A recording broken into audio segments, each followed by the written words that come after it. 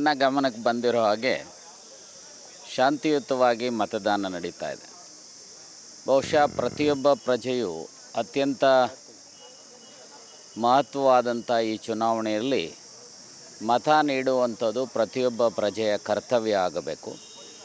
ಒಂದೊಂದು ಮತವು ಪ್ರಜಾಪ್ರಭುತ್ವ ವ್ಯವಸ್ಥೆಯನ್ನು ಸದೃಢಗೊಳಿಸ್ತಕ್ಕಂಥದ್ದಕ್ಕೆ ಪೂರಕ ಆಗುತ್ತೆ.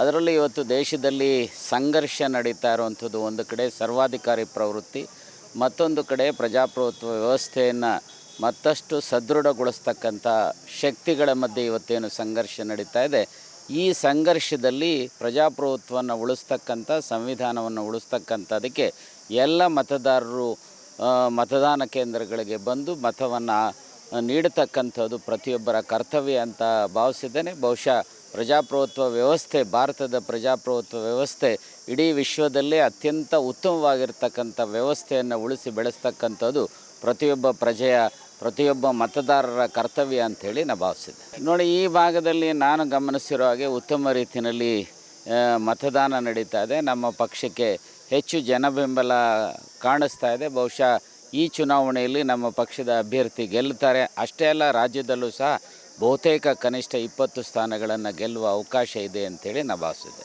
ಅದೇನೋ ಕುಣಿಲಾರದ ನಟಿ ನೆಲಡೊಂಕು ಅಂಥೇಳಿ ಒಂದು ಗಾದೆ ಇದೆ. ಹಾಗೆ ಅವರ ಪ್ರವೃತ್ತಿ ಏನಿದೆ, ಆ ಪ್ರವೃತ್ತಿಯನ್ನು ಬೇರೆಯವ್ರ ಮೇಲೆ ತೋರಿಸ್ತಕ್ಕಂಥದ್ದು ಯಾರಿಗೂ ಸಹ ಶೋಭೆ ತರ್ತಕ್ಕಂಥದ್ದಲ್ಲ.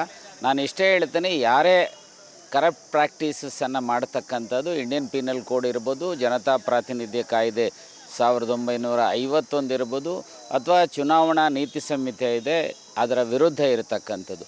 ಆ ರೀತಿಯ ಕರಪ್ಟ್ ಪ್ರಾಕ್ಟೀಸಸ್ ಯಾರಾದರೂ ಮಾಡಿದ್ರಿ, ಯಾವುದೇ ಪಕ್ಷದವ್ರು ಮಾಡಿದ್ರೂ ಸಹ ಅವ್ರ ಮೇಲೆ ಕ್ರಮ ಜರುಗಿಸ್ತಕ್ಕಂಥ ಜವಾಬ್ದಾರಿ ಚುನಾವಣಾ ಆಯೋಗದಿದೆ. ಆ ಕೆಲಸ ಮಾಡಲಿ ಅಂತೇಳಿ ಆಶಿಸ್ತೀನಿ.